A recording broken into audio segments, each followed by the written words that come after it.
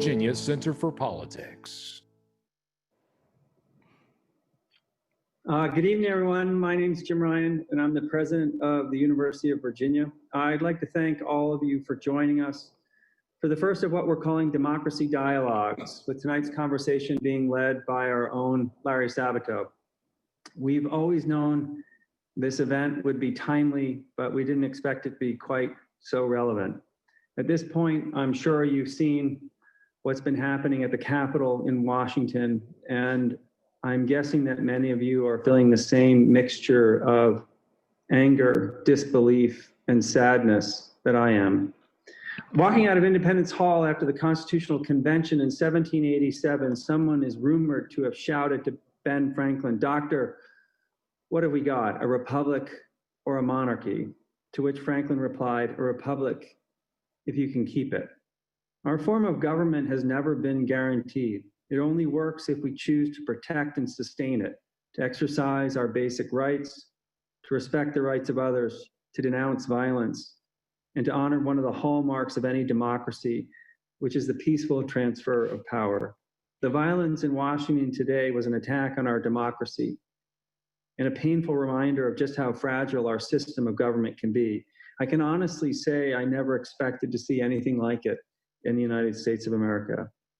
But if there's one silver lining to this otherwise sad day, I hope that it's more people realize that being a citizen of this country is an active thing, something we do, not just something we are.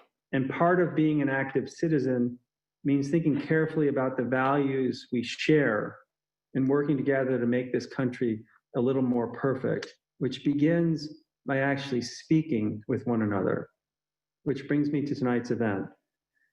We've designed these democracy dialogues as a series of public conversations addressing topics and challenges facing our democracy in the United States and democracies around the world.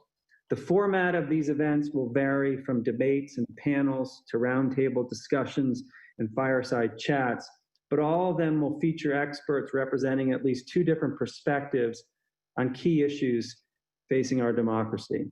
This is important for at least a couple of reasons. First, I think we all recognize the need to turn down the temperature and try to find some common ground in a country that is still deeply divided, as evidenced by what happened in Washington today.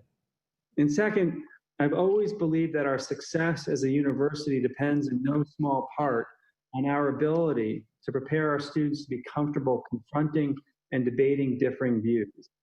These dialogues are designed to model that debate and conversation, and hopefully demonstrate that despite what we might see on cable television or social media, that we can still try to understand and learn from people whose perspectives are very different from our own. That includes truly national leaders from across the ideological spectrum who work right here at UVA. The team at the Institute of Democracy is already working on lining up topics and speakers for upcoming events. Eventually, the plan is to hold these dialogues in the Dome Room and broadcast them nationally. But for now, we're all on Zoom, which actually has some advantage because it means that more people could join us who might not have been otherwise able to make it to Charlottesville.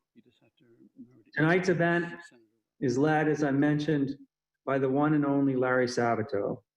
Larry is the director of the Center for Politics, a New York Times best-selling author, one of the nation's most well-respected political analysts, and a member of the faculty here at UVA for more than 40 years. The center's crystal ball election forecasting for the 2020 presidential election was just named the best in the nation by the Harvard Political Review. I can't think of a better person to help us try to make sense of what's happening in politics today, and I'm incredibly grateful to Larry for leading this. I also want to thank tonight's guests for joining us after a very long day. Finally, I'd like to thank Cindy Frederick and everyone else who helped organize this event, and a special thanks to Jim Murray, the rector of the University of Virginia, for personally providing the initial funding through his philanthropy to help get the democracy dialogues off the ground. Jim and the board have been incredibly supportive of this idea from the very beginning, and I'm grateful to them for making tonight and future conversations possible. With that, I will turn it over to Larry and join all of you in the audience. Thanks again to all of you for being here, and I hope you enjoy the event. Thank you so much, President Ryan. We appreciate your introduction. By the way, it often feels like I've been here 40 decades, so I'm with you on that. But it's really important that you've established the democracy dialogues. To me, this tumultuous, chaotic, disastrous day in U.S. history has underlined the importance of speaking to one another, trying to dialogue with one another and come to some terms. Even if you can't completely compromise, you can certainly have a good conversation with people you don't agree with. And we're going to talk about that in a few minutes. To all of you out there, I welcome you to this. Good evening, ladies and gentlemen. A special welcome to all the university students who are enrolled in this year's unusual January term. And of course, during a pandemic, everything is unusual, but this is particularly unusual. We're going to try to make the best of it over the next couple of hours. I think you'll understand and appreciate and maybe give us a small pass on the fact that parts of the program have been in meltdown because of what's going on in Washington. And certain individuals we had hoped to have on the show, we're not going to be able to have, at least immediately, though we're going to try and correct that in the very near future. For example, our first guest was supposed to be Senator Tim Kaine from Virginia. Well, he happened to be in the Capitol during the invasion. I don't know how else to put it. This was a kind of coup d'etat. And by the way, the president said he's going to make sure that all the subsequent events will not be scheduled during coup d'etat days. So we'll be asking all the various groups who are involved in this to please give us a calendar of their coups. In any event, Senator Kaine, like many members of Congress, and let's remember he was Hillary Clinton's running mate in 2016, was ushered into a secure room, which doesn't permit telephone calls or Skype videos or anything. And so he very much wanted to be with us, but could not do so for the moment. It's possible that he will call in during this program, and if so, I'll pretend to be Larry King. You remember Larry King? And put him right on the air. If we can't get him tonight, we're going to tape record a videotape, a conversation with him in the next day or two, and we will, of course, put that online and notify all of you who have signed up for this program, and I understand that it's well over 10,000 at this point. Now remember, I had planned on having a nice contrast between the Democratic nominee for vice president in 2016 and the Republican nominee for vice president in 2012, former Speaker Paul Ryan. Fortunately, Speaker Ryan was able to do the interview with us, but it was taped this morning. We timed it hoping that we would know the day's big event, which of course was the result of the runoff elections in Georgia. And amazingly, the counting was done much more quickly than the presidential counting was done. So we were thrilled that we had the results of the Georgia runoffs. What we hadn't planned on was that there would be another event even bigger that would overshadow the switching of the U.S. Senate from Republican to Democratic control and the election of the first black senator from Georgia in American history. Who would have believed there could be something even more important? But that is unfolding, and we'll deal with it as best we can. We do have some live speakers coming up who will be able to discuss what's happened. Some of them have been at the Capitol, so we'll get some direct firsthand reports of the events there. Again, we had planned to discuss more about the 2020 elections. I really don't think that's terribly appropriate at the moment. I'm going to show you one map that just to remind you of what has generated the controversy that we're seeing in Washington and around the country in certain swing states. The Electoral College map is already well known to all of you, and Congress is sooner or later going to confirm it because it's reality. And I apologize to all of those listening who think incorrectly that there was significant voter fraud. There was not. There was not.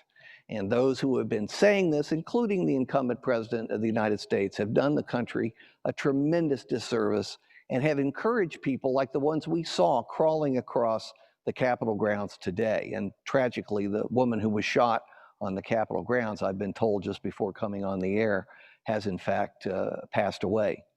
So it was a substantial victory. In fact, the mirror opposite of the one Donald Trump won in 2016. 306 electoral votes for Joe Biden, 232 for Donald Trump. Trump had won 306 in 2016. Hillary Clinton had won 232. Biden was able to turn some critical swing states either back to Democrats or for the first time in a long time to Democrats, including Arizona, Georgia, Michigan, Pennsylvania, and Wisconsin, as well as that one congressional district in Nebraska, Nebraska 2, that is counted separately for electoral college purposes. Now, in the House of Representatives, we had a very close election. The early projections, including from Republican pollsters, were that Democrats were going to gain maybe a dozen seats or 15 seats. Well, instead, they lost almost 12 seats, rather. They're down to 222. Majority is 218, so they have a very narrow margin of control, and it doesn't take many defections or, God forbid, illnesses to change the calculus there in the House. So that's 51% Democratic. Joe Biden won 51% of the vote, and this morning we got from Georgia the switching of 2 Senate seats from the Republicans to the Democrats, and that gives Democrats 51% of the 100 Senate seats. So there's something about that number 51, and it's a 51% trifecta. Democrats have all three pieces of at least the elected branches that one needs to get things done. Now, whether they have sufficient margin for defections is another question entirely. Probably not in many cases. So we at least know the Georgia results. We discussed that and some other things with former House Speaker Paul Ryan, who, like Senator Kaine, understands what it's like to achieve a great pinnacle of power, as he did with the speakership, but lose the vice presidency on a ticket with a presidential candidate. And we should always blame the presidential candidate, not the people running for vice president. At least that's what the vice presidential candidates always tell us. So we had a wonderful interview with Speaker Ryan. He wanted me to stress to you that this interview was conducted before the tremendously disturbing events, the coup d'etat attempt at the Capitol occurred. And so naturally, I didn't ask him about it and he didn't comment about it, but I think you can understand it's difficult to comment about something that hasn't happened yet. So I want to go ahead and roll this tape and thank Speaker Ryan very, very much for being able to do this with the busy schedule that he still has. And I found what he had to say fascinating, and I hope you do too.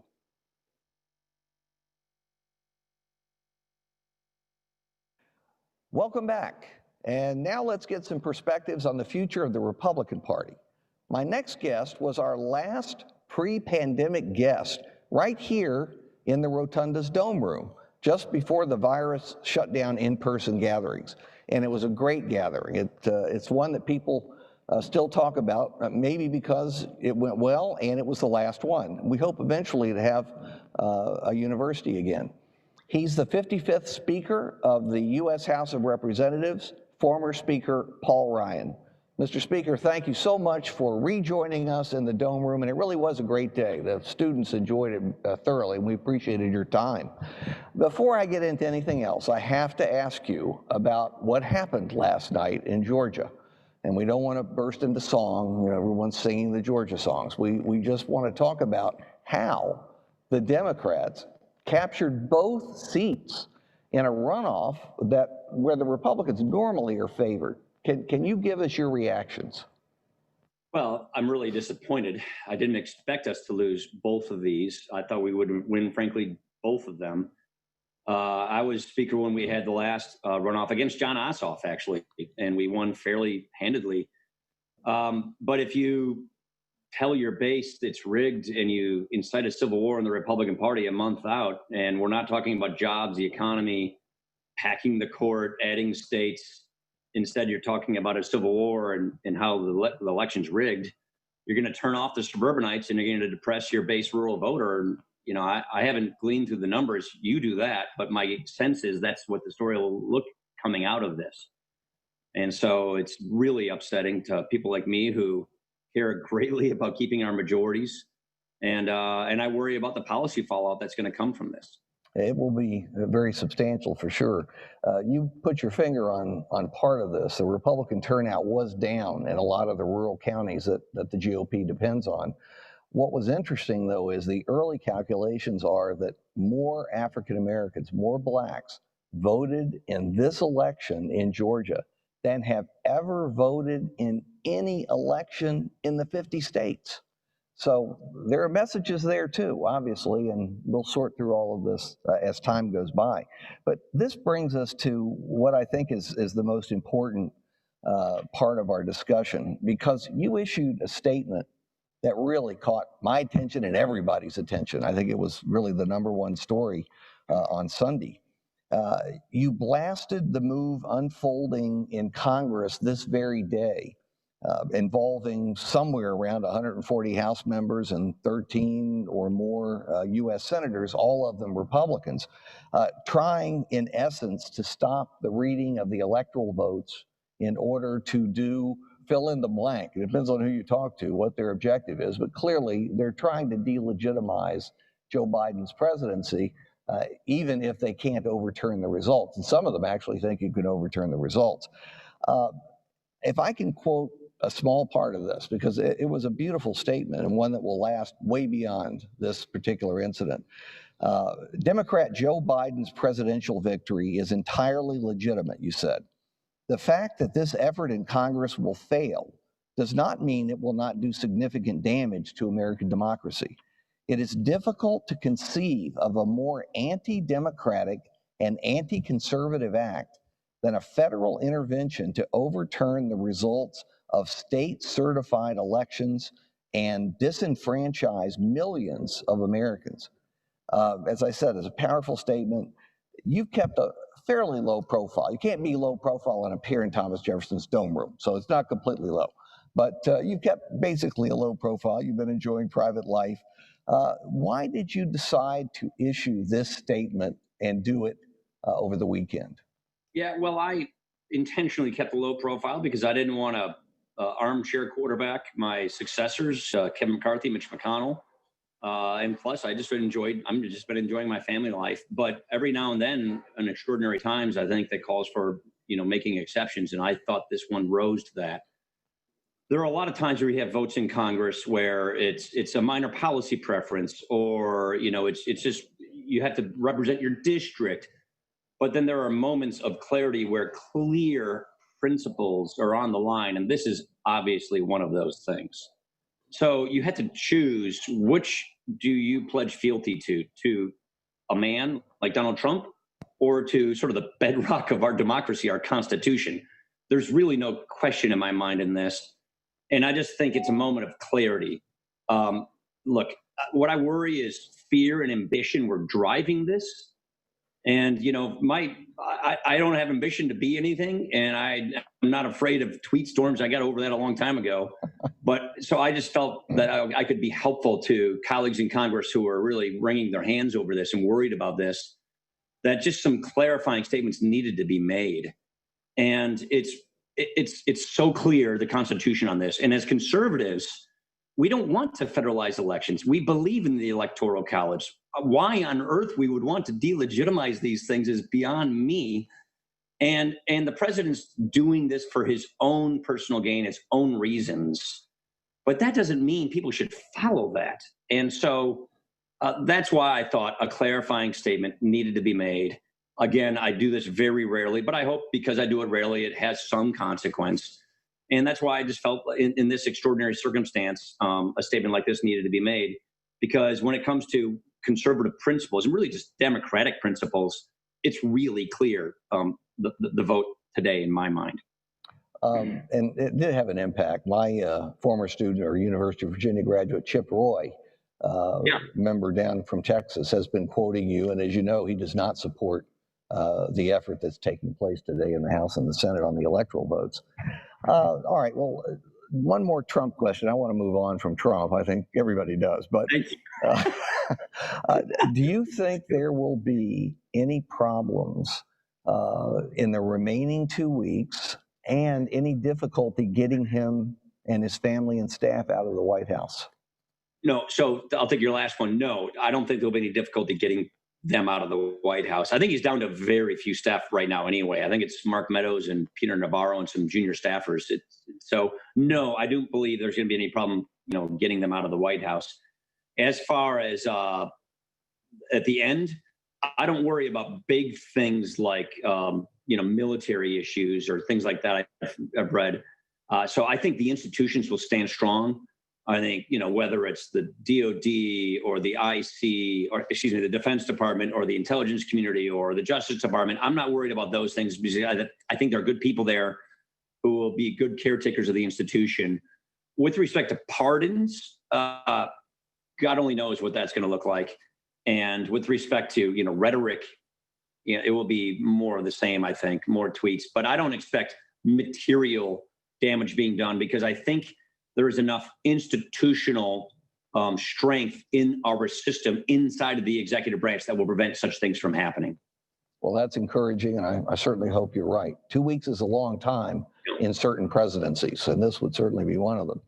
Let's move on from Trump, because I understand that you've been working on a post-Trump plan for the Republican Party, which after the Georgia results is even more needed. If anybody had any convincing to do, I think this provides it. Can you tell us a bit about that plan and what it consists of and why you think it will work? Well, I'm going to be talking a lot more about this at a speech I'm giving at the Reagan Library to honor the 40th anniversary of his inauguration in next month. They're kicking off a series of lectures called The Time for Choosing. And I think as Republicans, we're entering a phase of a time of choosing. And at American Enterprise Institute, where I'm a senior fellow, we spend a lot of time on this, on the future of the conservative movement and the future of conservatism as we understand it. So what we hope to achieve is a conservative movement that is worthy of being majoritarian in this country, that is inclusive, aspirational, and that fundamentally rejects the immorality of identity politics. That is an inclusive vision. Look, I think there's a lot of credit to be given to Donald Trump and to the success of the last 4 years of building a big, wide political movement that includes the forgotten men and women of America who are blue collar, who are wage earners, who felt that globalization passed them by. But we also exchanged some of those votes for suburban voters, which Georgia is a pretty good example of that. And the good thing to read out of the 2020 elections, not last night's election, but the November election, is I believe, and this is, everybody takes their wishful thinking out of whatever they see, but my wishful thinking in this is we're still a center-right country. At the very least, it's hard to argue we're not a centrist country. I think we're a center-right country. All you have to do is take a look at the House races and the fact that we picked up seats in the House. So, and we did better in the Senate, notwithstanding Georgia, than I think a lot of people expected. So I do believe that the country does not want to go off the left cliff or far off to the right. So there is a center-right coalition for the making. And the question is, can we build a big majoritarian party that is worthy of being majoritarian, that is principled, that is focused on, principle in the Constitution, inclusive and aspirational? That's what we're focusing on. And I think there are a lot of things that we did in the last few years that did speak to the wage earner. We did produce faster economic growth, higher upper mobility, higher wage growth, and more national security. So I think there's a lot of things that are positive that we can build on. And then we have to fix the problems we have, which is we just pushed away a big section of our vote coalition, namely suburbanites. I think we got to get them back without costing us other parts, and then go and appeal to minorities, to women, to young people with an inclusive agenda that is aspirational and tethered to center-right principles. Well, it makes a lot of sense. I guess the problem is convincing all these factions, and both parties have factions, to actually move forward. They want their way of the highway. I was Speaker of the House, so you know that all too well. I dealt with factions. Running the House is like running a coalition government, and you deal with those factions And so I'm very familiar with what that entails. You mentioned the fact that Republicans picked up House seats, and you're absolutely right. Everybody in the professional business, as the crystal ball is, projected, because both parties, the pollsters and so on, told us that Democrats were going to pick up 10, 15, even more seats in the House. It really was the greatest shock of that election week, finding out that Republicans had picked up 11, 12, 13, depending on how you count the old Congress. And now Nancy Pelosi is left with 222 for the time being. 218 is a majority. Do you think she can run the House on that narrow a margin? What problems is she going to have? Be very difficult. I served in a very tight majority in my early tenure like this. This is going to be very difficult. They will be unified on, rule votes. They cook the rules, so they'll be unified on procedural votes. But it's going to be a centrist Congress. You don't have a choice. The problem solvers, the people in the middle, they are going to have much more say-so than they ever have before. She will not be able to run a very progressive liberal agenda through the House. It's just not going to be possible. And so I think you can get things done. And in moments like this, it's going to be frustrating for people in the majority. It's going to be a really hard thing to run, but she'll have to rely on lots of Republican cooperation. And she'll get that on centrist issues, on issues that aren't ideological but are practical. Do you have a couple of specific examples where you think Republicans and Democrats really could work together, at least in the House, maybe Sure. House and Senate? Sure. There's the infrastructure issues that you've got to deal with, post-secondary education issues, skills, job training, national security issues you have to work on, appropriations. It's a broken process. Everybody acknowledges that. So fix the appropriations process. I think there are what I would call sort of singles and doubles. That's how I always sort of describe this stuff. You're not going to get a grand slam for your party or your cause, but you'll get incremental gains that people agree on.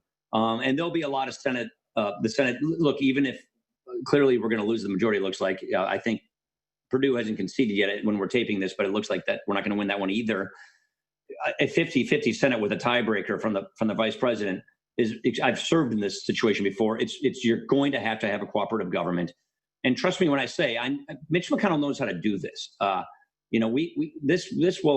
We will have some cooperation in government, but the challenge, and I frankly think it would have been better for Joe Biden had we kept the majority, because he will be pulled to the left on so many areas, and if they take that temptation, if Joe Biden succumbs to the temptation to go left, then the system will lock down. Everybody will get their dukes up and will become more partisan. If he sticks to the center and puts that olive branch out, which would have been easier if we had divided government, then you'll have a more productive presidency and you'll get things done.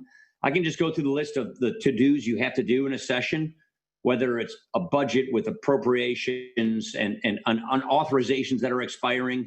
That's the first thing to do. Just get the memory, the reflexes of Congress working. All those things that had deadlines, work on those things, forge bipartisan compromises, and then go find some initiatives that people more or less agree on with respect to COVID and the economy and things like infrastructure and education. I think you can stitch together, a productive legislature. But if you go out of the gates, going after, say, like the tax code, which is really, in my opinion, the foundation of a good economy that will come once COVID vaccines are well deployed, then they're just going to lock down and nothing will get done. So I think Joe knows this. The president-elect knows this. But the question is, can he resist the temptation from his left flank to actually have productive government? Nancy can't pass anything that's partisan. She will have to go to the center. It will be hard for her to do that. But I think that it is very possible. President-elect Biden from his time as vice president, I guess even before that when he was in the Senate. You also served, as you suggested, in the George W. Bush first 2 years when he was in office and had a 50-50 Senate. And I think the Republicans had a majority of 3, even a little bit lower than this. And of course, George Bush didn't win the popular vote, and he had about half of the country supporting him. And yet, well, maybe partly because of 9/11, but even before then, he was able to put together a coalition that worked. He made common cause with Ted Kennedy. Do you really think in this day and time, though, there's any opening for Joe Biden to do that without being repudiated by his own party? Well, you're going to have to Democrats that. I think he himself is capable of it because he knows how to put deals. I've done deals with Joe Biden. He knows how to do deals. He doesn't impugn people's motives. He is, and I mean this in the best way, he is a transactional man in nature, which is he likes to see government work. And he is a person who can get agreements done. I've done agreements with Joe. Whether or not his left flank will go for the ride or not, I can't answer that. But my guess is what Nancy will want to get is a majority of her majority. She'll want to get at least half, and Chuck the same, half of their coalitions with a decent amount of Republicans to govern in the center. And that is Joe Biden's sweet spot. And Joe Biden himself is capable of that. Whether Nancy is capable of that or not, what she will have to do in her mind is forget about another speaker vote. Just get that out of your mind and go govern with Joe. If she changes her mind and focuses that way, then I think she can get things done. But she's always been sort of captivated with winning the next speaker vote, which keeps your progressive, keeps your base intact. If you think like that, I don't think you can operate. The best thing I had going for me, Larry, is first, I didn't seek the speakership. My ascension to the speakership was kind of unique. I was happy over at Ways and Means as chair there. I got drafted into the job, and the members knew I didn't ask for the job and I didn't have to keep the job. It was the best thing I had because they knew if they pushed it too hard, I didn't mind giving up the keys to the speakership. I was glad I did the job. I feel blessed for having done it, and I felt I did a lot of great things with it, but I didn't have to have it, and they knew that. If you, on the other hand, convey the sense that all you care about is keeping the speakership and that next speaker vote, it will make you a much less strong leader. And if she just thinks this is my last time, I don't care about the next speaker vote. I don't care if the progressives are mad at me for cutting centrist deals and getting things done. If she changes her mind from what it has been to what this could be, then yeah, she could have a very productive session. And Joe Biden is the kind of guy who would want to do that. That is great advice. It makes perfect sense. Even leave aside the ideology on both sides. That's the only thing that makes sense. And she said it's her last term. Well, I hope she takes your advice. We'll send a copy of this tape to her, and I know she'll make time to see it. She should make time to see it. But Mr. Speaker, you've been great to us twice. We had a wonderful in-person visit. This has been terrific. And we really hope to have you and your family down to the University of Virginia at an appropriate time once we can actually see each other in person again. And thank you so much for your time, and good travels and happy private life. My pleasure. Happy New Year. Go Packers. Okay, you got that in. All right. Thanks a lot. Appreciate it. Thank you, Mr. Speaker. That was great.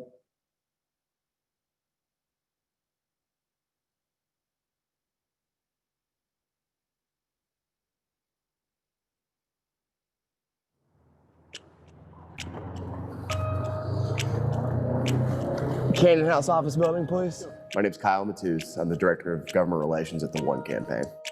I am the connection maker here in Washington. Our organization is a grassroots organization, volunteers across the country who are dedicated, like we are, to ending extreme poverty and preventable disease in Africa. Hey, Representative Roby, good to see you again. Good to see you too. I'm glad you're here. Appreciate it. Hey, Kyle, welcome back. Hey, thanks. My job is to make sure that members of Congress know what it is that we're working on and that their constituents deeply, deeply care about these issues. My name is Olivia Beavers. I'm a political reporter for the Hill newspaper in Washington, D.C.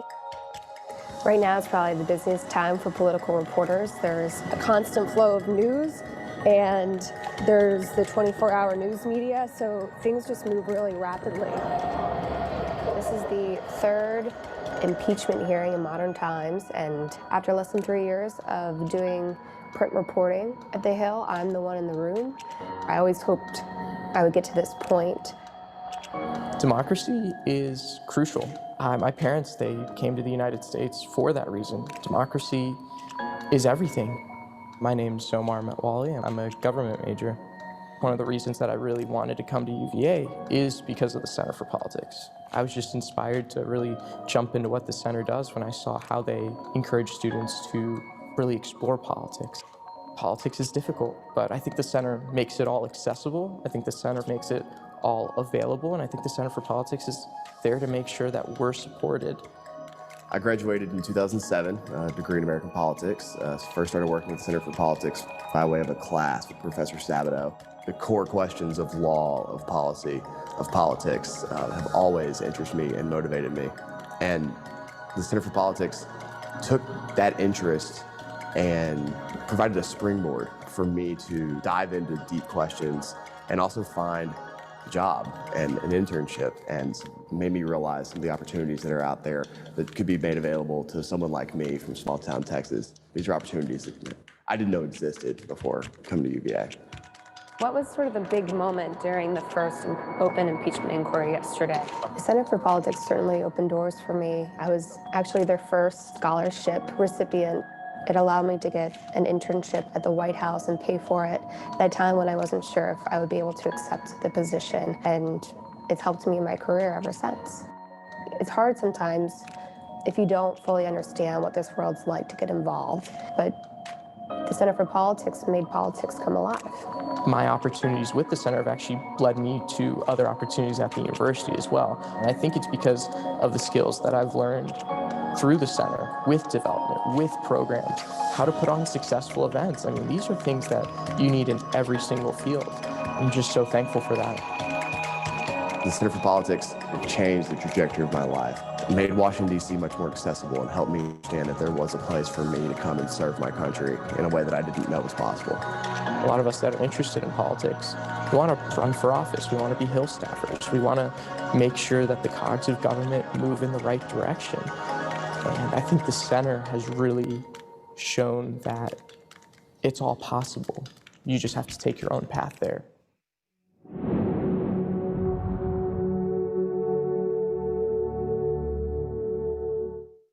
Every single day, we don't know what's going to come next. We don't know how this is going to end, when this is going to end. We will get through this, and we will get back to a time when life is a little bit easier. There's not one big thing we can all do. It's a lot of little things that are going to add up. Hope is the one thing that keeps us going when we can't see what's on the other side. We have the opportunity to give the country some hope.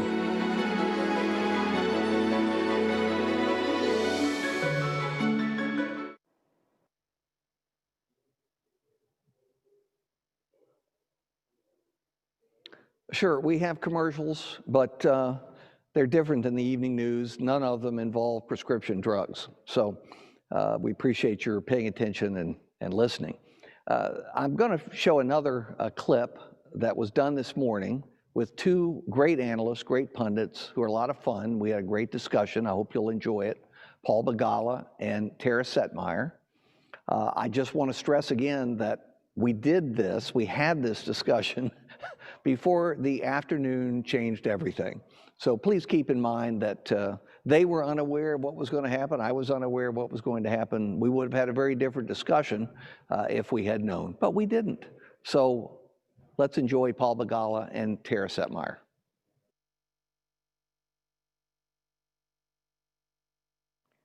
The makeup of the Senate was decided yesterday with the two runoff elections in Georgia with stunning results. Democrats won both seats. And in the end, once all the ballots are counted, it isn't even going to be that close. Joining me now to discuss the Georgia runoffs and politics in general in this crazy era is first a Democratic strategist, Paul Begala, whose signal accomplishment, there are many, but his signal accomplishment is that he's the father of recent UVA graduate Charlie Begala, who was tied into the Center for Politics, and we miss him. Oh, there you go. He gave you a Virginia thing. Dad. Yeah, I'm delighted that you're a proud UVA dad. But we want him back for a master's, and I told him when we communicated yesterday that you'd agreed to pay for the whole thing. So he's very excited about that. Okay. Gladly, I mean it. And we also have our current resident scholar with the Center for Politics, Tara Setmeyer. Tara has participated in many of our programs, The students find her scintillating and fascinating. And 2 words they never use for me, Tara. Okay, look, before we do anything else, I got to get both of you to respond to those incredible runoffs and quick counting. The whole thing was really over in the middle of the night. Nobody expected that either. Tell me what you think. Let's start with Paul and then Tara, if that's okay. Well, it's a revolution. It is a revolution. Georgia is sending the pastor of Ebenezer Baptist Church to the Senate. It looks somewhere between likely and certain that they're also going to send Mr. Ossoff. The revolution there is remarkable. And I go back 30 years in Georgia. I worked for Zell Miller in 1990. He won the governor's race. And I worked for Bill Clinton, who was the last Democrat before Joe Biden to win Georgia in the presidential. And if I were to pick 2, it's that Democrats mobilize African Americans. It helps to have the pastor of Ebenezer running. It also helps when the Republicans attack him in a way that a lot of folks down there thought was attacking the church. So that really boosted turnout. But the second piece of this, it's hard to cobble together, is suburban whites who have always been Republican. The great Zell Miller lost Gwinnett County, the big suburban county. Zell lost Gwinnett County by 17 points. Wow. Bill Clinton lost Gwinnett County by 15 points. Barack Obama lost Gwinnett County by 10 points. Raphael Warnock and John Ossoff just won it by 20. Amazing. That's a revolution. When suburban whites are pairing up with African Americans, you form a pretty impressive majority in Georgia. Well, do you think it's going to continue, Paul? Is this special just because it's a runoff, or is this a long-term trend in Georgia that maybe is going to carry over to some other states in the South? I think it's a long-term trend, Larry. I think it's 2 things. The changing demography, where you have lots more diversity in Georgia. It's almost sort of the reverse of the Great Migration. All those African Americans who couldn't stand segregation anymore after the Second World War and moved to the North, their grandchildren are moving back. And they're moving back with master's degrees and law degrees. And I mean, it's really impressive how that state has changed. But it's the changing demography. Asian American Pacific Islanders, great large new population in Georgia. But then it's also the work. Stacey Abrams, lots of others have done the work over the last decade to be in the trenches, to talk to people. You can't just show up Sunday before the Tuesday election and say, hey, remember me. And so the long-term effort that Georgia Democrats have made has been really impressive. It's finally paying off. I think that was made manifest last night with those incredible results. Tara, when you saw that Democrats, well, certainly won 1 seat, and now I think it's pretty clear they've won the other. When you saw that Democrats won both of those Senate seats and took control of the U.S. Senate, what was your reaction? Well, my initial reaction as a former lifelong Republican who's walked away from the party as of the election because of the behavior of the party and Donald Trump's lunacy and their enabling of it, I had enough. But I thought to myself, they're getting what they deserve. This is that the political gods have finally decided to try to make this right, because our democracy was literally on life support before November. And I feared what a re-election of Donald Trump would look like. And then when we saw that Trump lost, that the Senate control was still up for grabs, I said, okay, we have a Republican Senate as of right now. This means that Joe Biden is going to have a Herculean task. And Mitch McConnell is going to make his life miserable. How is he going to even begin to repair and heal the wounds of this country and the mess that the Trump administration has made in our government when you have the professional obstructionists like Mitch McConnell at the helm? But there was still some hope. And so when I saw that the race was going the way it was going, frankly, I was shocked, because as a Republican who's worked on these races and issues for the last 20 years, to see Georgia go blue not once but twice is it is a political earthquake for the Republican Party. If this is not a wake-up call that the party is on the ropes, I don't know what is. And they deserve to lose. I don't agree with all of the policy prescriptions of Democrats. Obviously, I have a different worldview as a conservative. However, I believe wholeheartedly, and I was rooting for Warnock and Ossoff to win. As a senior advisor to the Lincoln Project, we invested a lot of money and effort in get out the vote work down there in Georgia as well to help flip the Senate, because we believe that in order for a pro-democracy agenda to move forward, that Republicans needed to lose power, because they have demonstrated as a party that they are no longer interested in protecting our constitutional republic or engaging in behavior that protects that. So if that means that Republicans are out of power and Democrats control all three branches of government, well, so be it. This is what we need to right the ship. So I was thrilled.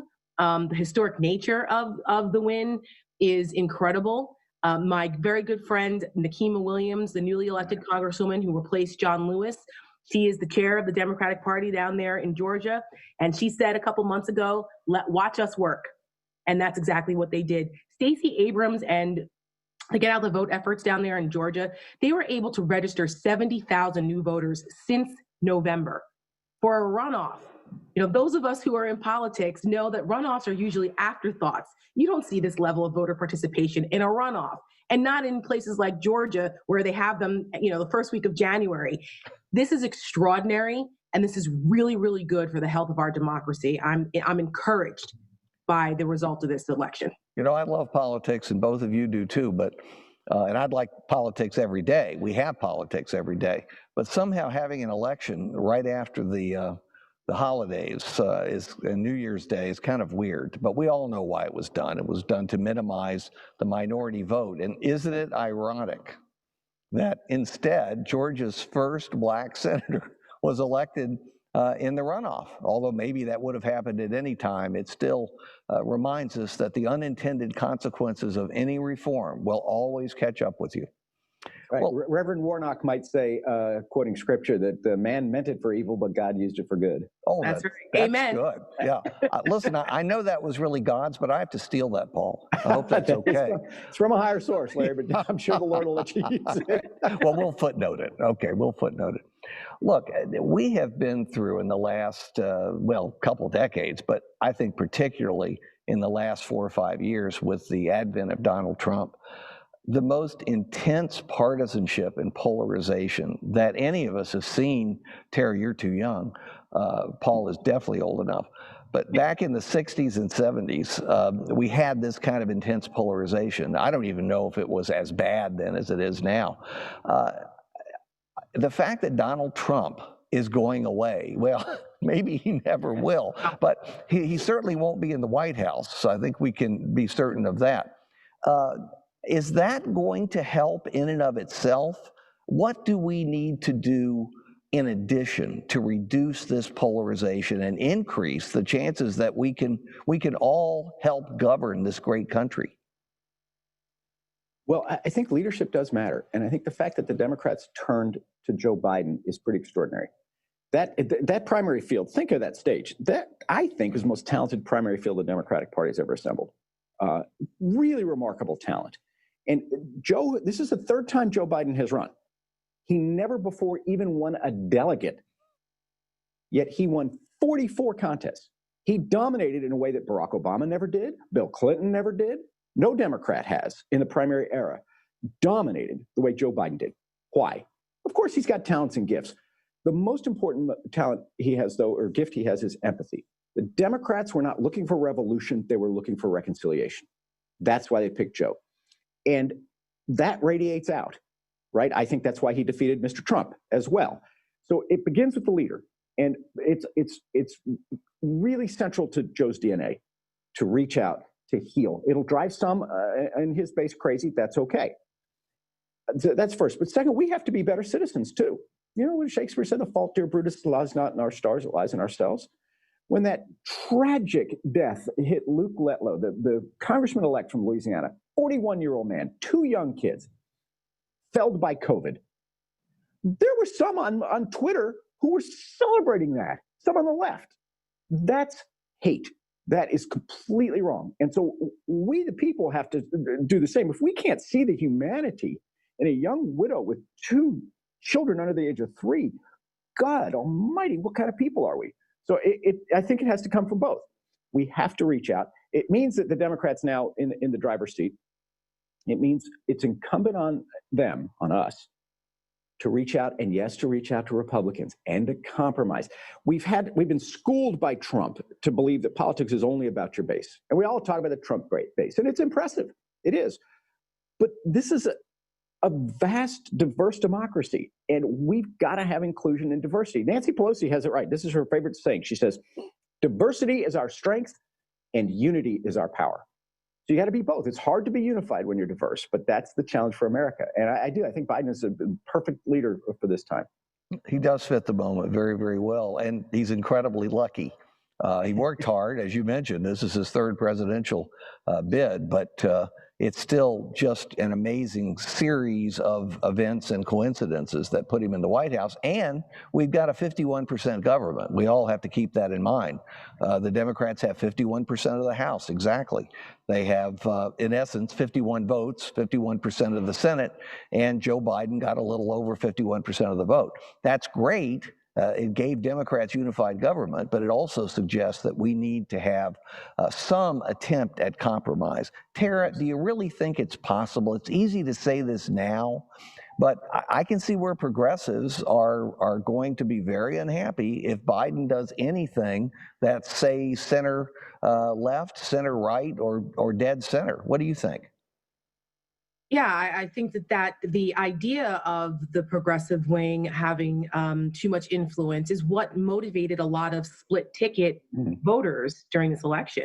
Republicans and moderate Republicans were not okay with Donald Trump, but they still wanted divided government with Republicans having some control of something to balance things out, which is, I understand that. I don't agree with the progressive agenda. I have some concerns about things that they want to do, but they need to realize that that's not the majority of the country. The country is still a center left, center right country. And, I think they need to decide how they want Joe Biden's presidencies, particularly in the beginning, how they want his presidency to go. They need to be team players. They need to learn from the mistakes of the Tea Party. The Tea Party came in very aggressive with their agenda, and they were purists on certain things. And it was great political rhetoric and rah-rah and got people excited, and they accomplished almost nothing. They did nothing but obstruct. They, got rid of, longtime Republicans that had institutional knowledge and understood policy. John Boehner was a sacrificial lamb in that effort, and Paul Ryan, who I know is part of the program, he was a reluctant speaker. That was not his dream in life, but he did the best that he could with that insurgency. So I would hope that the progressives would take lessons from the mistakes that the Tea Party made and not overstep and try to work within the system to accomplish things where they can find common ground. There are areas where you can do that. Do not fight your own right now, because this is not the time for that. So I'm hoping that Joe Biden is able to manage that. He's got to juggle a lot of things. And to my good friend Paul Begala's point, Joe Biden is absolutely the right person for this moment. We all have purpose, and sometimes we don't know what that is. And it's clear to me that Joe Biden's divine providence was preparing him for this moment right now to lead the country out of the quagmire that we are now in. When someone goes through the life experiences that Joe Biden has, it's difficult not to be able to lead a country through the type of adversity that we've faced. When you have that sense of loss, you can understand, you have empathy, and Joe Biden is doing the best that he can already now to try to reach across the aisle and mend those wounds. It's going to be a difficult task, but if anyone can do it, it's him. And to Paul's point about, what kind of country are we when you see the way some people are behaving and their reaction to things? It was Ben Franklin who said that only a virtuous people are capable of freedom. And where is our virtue? I think we as a country need to re-examine where we are culturally, the way that we approach one another moving forward, as difficult as this is going to be, because there are a lot of emotional wounds that are deep. But virtue was something that our founding fathers were very particular about, because they designed this system in a way expecting that there would be people who stood up, and that there was that hoping that the good faith of the American people and of leaders would be what binds us together ultimately. So otherwise, when nations become more and more corrupt, they have more need of masters, which was the rest of that quote from Franklin. And that's what we see happening on the Trump side. And it's up to us to put a stop to that and make sure that that's not the route that this country goes. And I think we're starting off on a good path with Joe Biden in the White House and with Democrats in control at this point. Well, I'm glad you mentioned the word virtue, because that may be a hidden advantage for Joe Biden. He goes to Mass every week. So he has built up loads of chits over the years, and now's the time at his age to cash them in. And we all hope it goes better. We need a balm on these troubled waters, and we have a chance to do it. But as both of you have pointed out correctly, we have to participate. All of us are part of this. So fingers crossed, and a special prayer that it actually happens. Thank you, Paul and Tara. You are a lively pair. I knew you would be. And I thank you so much for spending time with us today. And I've been waiting really, 50 years now, and I'm much older than that, to say the following sentence. We'll be right back after these messages.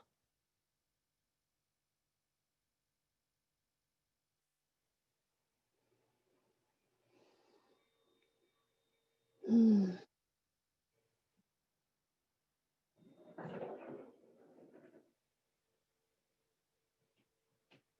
want to tell you very briefly about a great new program we've been working on here in Virginia with partners like the Commonwealth Learning Project and the Virginia Bar Association. On Tuesday, February 9th, we'll be expanding nationally with our friends at, this is a great title, Unify America. Boy, if today didn't prove their worth, I don't know what does. To launch the Center for Politics' new Civility Project. And again, if the events of today didn't prove we need a civility project, I don't know what will. The project is simply aimed at what unites us rather than what divides us. And we do have so much more that unites us.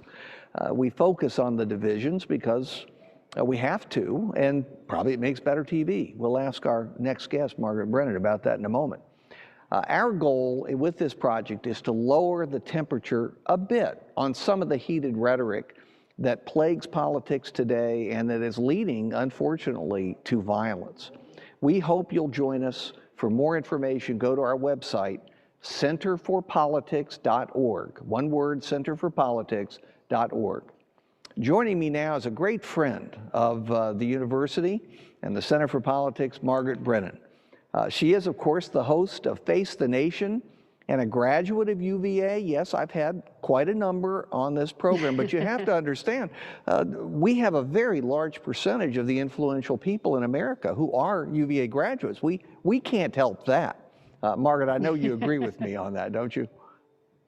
I do. Wahoo wah, first off. Thank you so much for having me, Professor. And I love finding fellow Wahoos in Washington. And of course, the executive producer of Face the Nation, as you well know, is a Wahoo. The predecessor to me, John Dickerson, was a Wahoo. So I like to think we're carrying on a tradition on Face the Nation. Yeah, and we made Bob Schieffer an honorary Wahoo during one of his visits down here. So we've kept the tradition.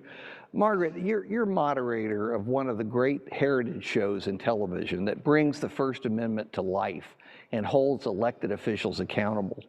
You saw what happened in Washington today. You're right there in Washington. I don't know how close to the Capitol. I want to know what you thought and what was the process in watching this and thinking about your show on Sunday. I'm not asking you to reveal proprietary information that Chuck Todd would misuse. I simply am asking you, how do you process that for the show? And more generally, how shocked were you by what you saw? I think all of us are shocked that these protesters were able to breach the Capitol building. We knew that there were going to be protests. We had been planning for it. The mayor here in Washington, D.C., who now has us all under a curfew that started at 6 p.m. tonight, had been warning for days and had already put the National Guard, or about 300 members of the National Guard, on standby in preparation for what we knew were going to be protests with a number of white supremacist groups, with the Proud Boys, and other Trump supporters who were also saying they were coming here at the president's urging on the date of this, what is normally a ceremonial certification process. I don't think any of us expected, and certainly Capitol Hill police did not appear to have expected what happened today. This is a severe and really concerning security breach. The congressional leadership was rushed out. The vice president himself was put in direct line of danger by Trump supporters today, and directed at him by the president, essentially, in these social media tweets and posts from the president that were critical of the vice president's decision to just honor his ceremonial duties in certifying the results of the election. The president earlier today stood at that rally and encouraged attendees to march to the Capitol to challenge what he called weak Republicans.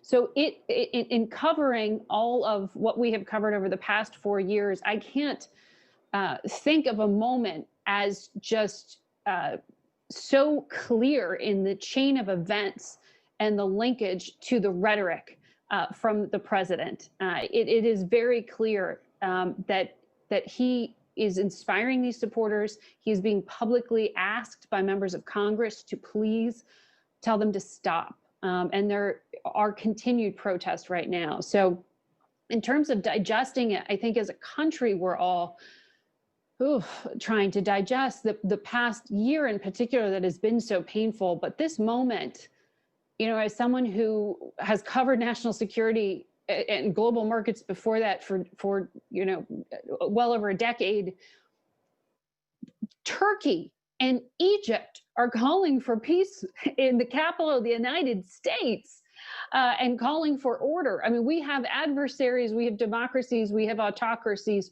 watching us around the world with surprise, but perhaps they shouldn't see real surprise, given that so much of what is happening was telegraphed in terms of the groundwork laid in the partisanship you've talked about, with the inflammatory rhetoric, with the direct-to-consumer way to post information on social media that allows for planning of events. But yet, our law enforcement and our institutions did seem surprised today and weren't able to keep these violent mobs from breaching the Capitol. Margaret, it surprised me because yesterday, without identifying anybody, a congressman sent me some excerpts from online chat rooms that are connected to some of these far right-wing extremist groups with very explicit threats against the government, violence, killing, and I mean they were explicit. And I was just stunned today that apparently some of our government officials or law and security people did not know about this and had not prepared for it. That will certainly be an interesting investigation to come. And you made a great point. I don't think that the United States, for a while at least, will be able to lecture other countries about small d democracy. We obviously have to learn or relearn some of the some of the lessons ourselves. So the shining city on the hill doesn't have as much sheen to it today. Go ahead. I feel great responsibility in the program that we have and the hour we have on Sundays to be very clear with the public, because I think it has been incredibly confusing for many people who don't follow the ins and outs of politics in leading up to this certification, when they have heard reporting that has almost seemed to lend some credence to claims that we know are unfounded, have been dismissed out of court. We have even made clear time and again, to the degree we talked about the challenges that would be launched at the Capitol today, that they had next to zero chance of going anywhere. And I am frustrated that not all of my colleagues have felt that responsibility. And the reason you have a role that has responsibility as a journalist is because you need to be able to explain to the public when it is kabuki theater, when it is real. And I think the public has gotten very confused. I was listening to some networks today and some conservative networks and how they covered it. And they were saying, well, you know, some people showed up at the Capitol today protesting and thought they could change the outcome of election. Well, they thought that because they were told that it was a possibility that they could do so. And that these ideas that have been floated weren't completely laid bare for what they are, which is, you know, not based on fact and not procedurally even possible in Congress. So I just, as a member, as a journalist, I constantly defend my fellow journalists, but I am frustrated that the public was left confused to a certain degree. That is very important. And if only that message could be delivered and heard and acted on by all of the networks and public and the print media as well, because they contribute to this in various ways. You know, clearly the sedition caucus, the so-called sedition caucus in the House and Senate, the people who were pushing this ridiculous, utterly absurd idea that major vote fraud existed and that somehow or another they could uncover it on Capitol Hill with 2 weeks to go to the inauguration and maybe reverse the outcome. They are guilty and they deserve some kind of punishment, some kind of consequences. But of course, the central figure in all this is the President of the United States. You're there in Washington, but even here in Charlottesville, I've already gotten quite a number of communications about what ought to happen to President Trump as a consequence. Some are pushing for the 25th Amendment to be invoked, although I have a hard time believing that the Trump cabinet would ever get the guts to do that. Another impeachment. Clearly, you'd not have time for a trial in the Senate, but I suppose you could have some kind of impeachment vote in the House. I don't know what good that would do. And there are other things being discussed, mainly prosecution once he ceases being president. What have you heard, if you've heard anything on that score there, and what do the experts that you've talked to think are the best options, or what is the best option of all of them? Well, I think today and yesterday, by the way, these series of events are going to cause a reckoning among Republicans that may impact the answer that I'm going to give you, because for the rest of the party that stood by and really held back any criticism of the president following the election, because they had their eye on the ball, so to speak, in terms of holding on to the Republican Senate majority, which they had hoped to do in Georgia, and that we know, and CBS News is predicting, it is not going to go their way. In fact, that it will be a Democratic majority in the Senate, that those Republicans are now going to look potentially at what happened today and the fact that they lost control of the agenda and the ability to put the brakes in the Biden administration and say, wait a second, who do we hold accountable? That can change a lot. But I don't know, in terms of what you were just laying out, I agree with you in your assessment of the 25th Amendment. I think people are, perhaps it's a bit of liberal wishful thinking as to how quickly change could come with leadership. I have seen and I have heard no reason to believe that is underway. I have been calling people in the White House all day long, and have gotten through to very few of them. I'll be very honest with you. People are ducking and covering today. So I don't see that happening. I do think within the party, this reckoning is going to happen, maybe even more so because of Georgia and the outcome there. And that question that journalists talked about and political watchers talked about after the November presidential election, when they said, what is the message coming out of this for the party? Was this message sent by the suburbs in particular that were so helpful to Joe Biden and the surge of support there for him? Will Republicans start saying now, wait, we should look at who we lost rather than fear the base, and that President Trump could turn that base who was very loyal to him against them? That fear of that base is what has held the tongues of so many senators and so many members of Congress. And just in the past few hours, you've heard some pretty sharp words from a number of Republicans that today was over the line. Yeah. Legally, what could happen to the president? That's going to come down to, I think, New York State. And we'll have to watch if there are any actual crimes among the alleged ones that the state of New York has looked into. But at this point, what is best for the country? That's going to be on the shoulders of Joe Biden, the president-elect, to also look at this mess in the Capitol today and look at the turnout in the presidential race and say, how do I possibly bridge this? I think that is the bigger challenge. And I don't know that holding the president to account or making him some political martyr will help that or hurt that effort. Well, I fear it would stoke support. Nobody can really know. And of course, some are saying that Trump could be charged with inciting a riot today. But of course, he's the incumbent president, and that gives him a lot of protection. What's interesting to me, though, is also long run. What happened today severely damaged the Trump brand, even with some people who've voted for him twice. And if the Trump brand is damaged, well, that makes it much more difficult for him to run for another term, or one of his children to run in his place in 2024. So I think you're exactly right. We haven't heard the end of the Trumps, that's for sure, but we may have heard the end of them on the White House grounds. Let me ask you one other thing. Go ahead, Margaret. Were you going to say something?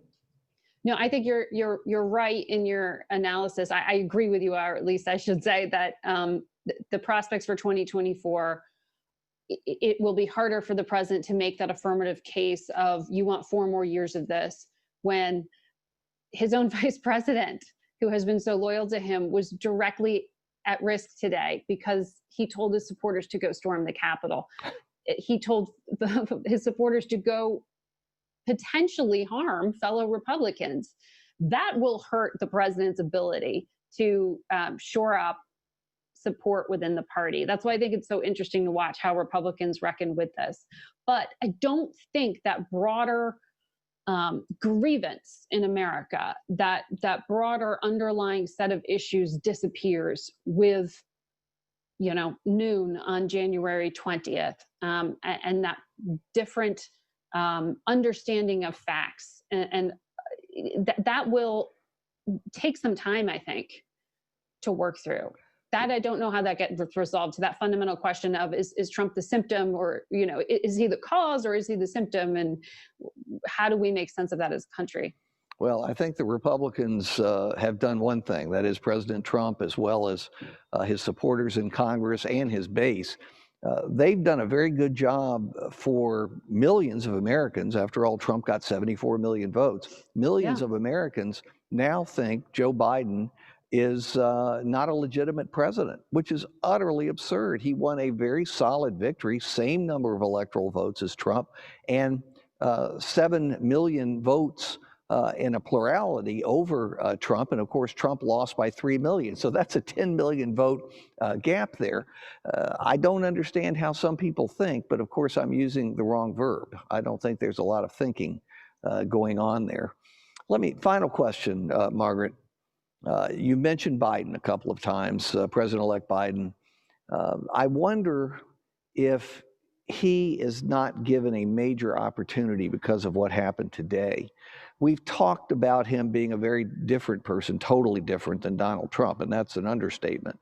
But the return to normalcy that he will undoubtedly bring to the White House and to the way of conducting business, the nation's business at home and abroad. I'm old enough to remember that Gerald Ford, who wasn't that well known and had been vice president for less than a year when he became president, he skyrocketed to 77% popularity. Nixon was 26% on the day he resigned. Ford goes to 77%. Why? Because he made his own English muffins in the morning, because he was still living in Alexandria, and he came to the door at 6 a.m. in his bathrobe to personally pick up his newspaper.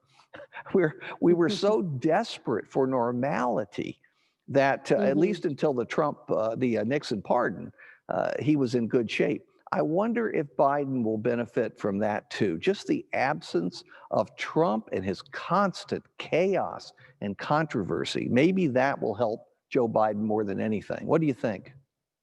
I think there's a case to be made for that, certainly just in public approval ratings.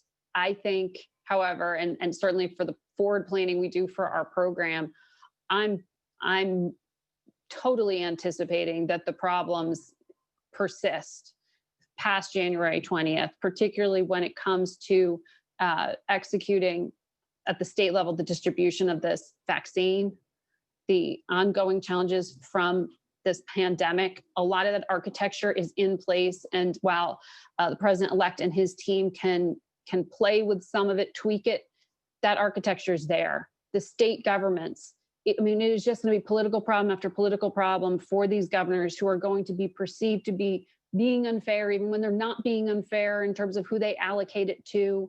I think on the economy, it is going to be such a long haul challenge. I'm fascinated by what the nominee to be Secretary of the Treasury, Janet Yellen, will do in her planning, particularly to try to respond to this recession that we are in, that for the very first time has hurt women more than men in terms of removing them from the workforce, and that question of how do you rebuild that the most vulnerable among us have been hurt the most. These things will persist and they will drag on the presidency. But that win in Georgia, maybe it greases the skids a bit. It's not clear sailing completely for the legislative agenda of the president-elect, but it will help in some ways get some of these Band-Aids out to the American people in terms of potential stimulus, in terms of potential financial help or support for public health. And those things, in this literal and figurative healing of the country are going to take some time. But I do think there's going to be a collective sort of psychological breath that maybe the news cycle slows down a little bit and people don't feel overwhelmed. Let's hope, right? Just a little bit. We're not asking for no news, but I think we could all use a little bit more sleep. Margaret, it's so much fun to have you. We appreciate your knowledge. We appreciate your ability to hold the policymakers to account on Sunday. And I enjoy your show enormously. And it's for lots of reasons. You're very, very good. And also your show comes on at 10:30 a.m. and the other two come on at 9 a.m. And if I'm tired, that's another reason why I'm going to watch your show. Anyway, it's a great show. Face the Nation. I recommend it to everybody. With our Wahoo team there, people have an obligation to support other Wahoos. Exactly. To you, I say great good luck during the Biden administration. Stay safe up there in Washington. And most of all, Wahoo Wah. Wahoo Wah. Thank you so much for having me. Thank you, Margaret. Really nice of you to come on a busy day. Thanks. Take care. Bye-bye.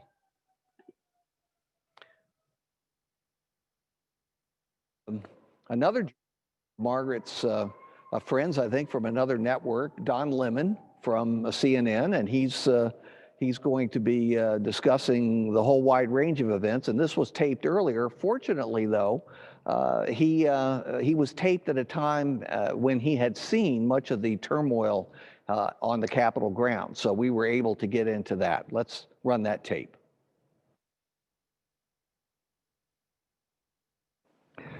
Let's bring in our next guest, a longtime friend, a seasoned TV journalist on CNN, Don Lemon. As everybody knows, Don is the host of the 2-hour CNN Tonight Show.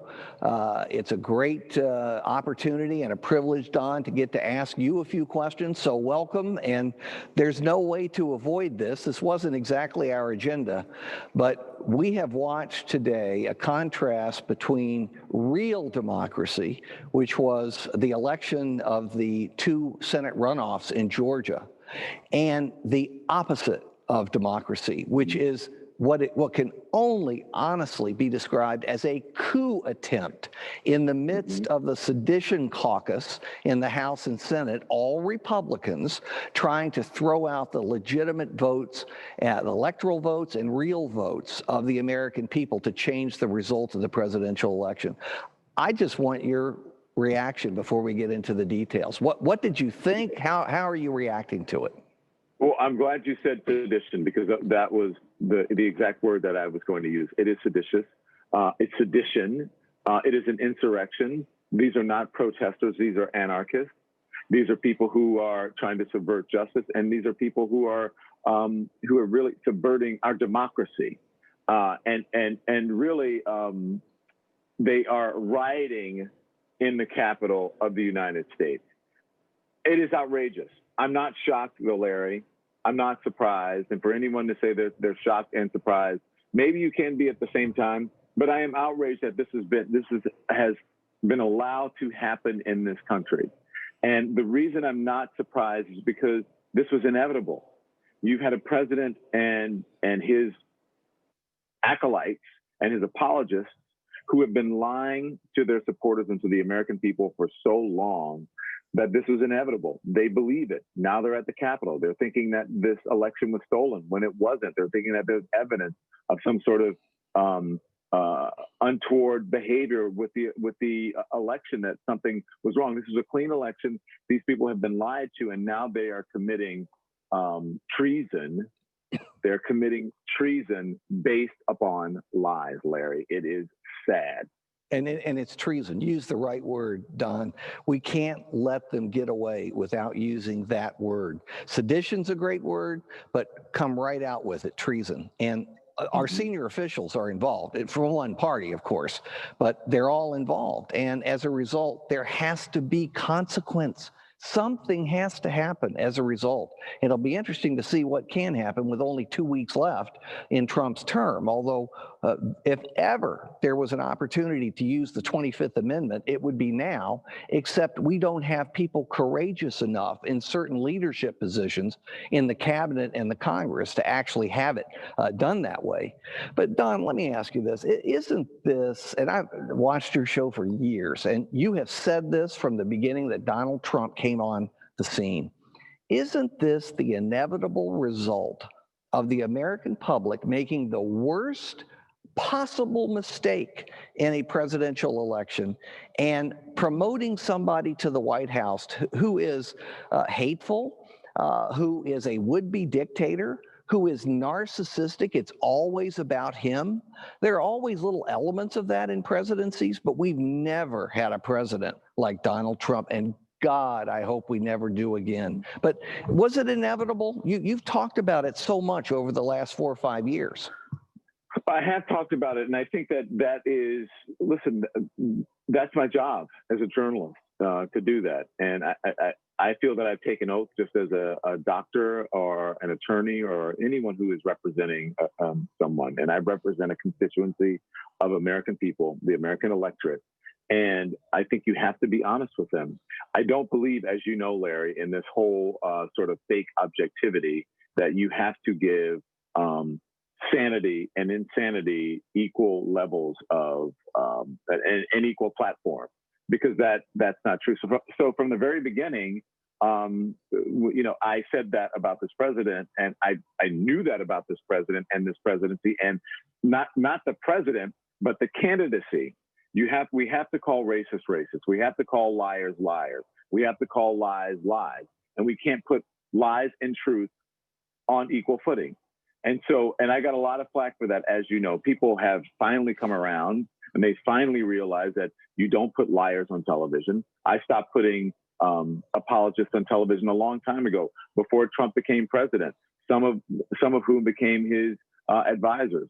But I think a lot of this, Larry, sadly, is of our own doing, because people in some way benefited from having liars on. They benefited from voting for a liar, for voting for someone who is a misogynist, voting for someone who says and does racist things.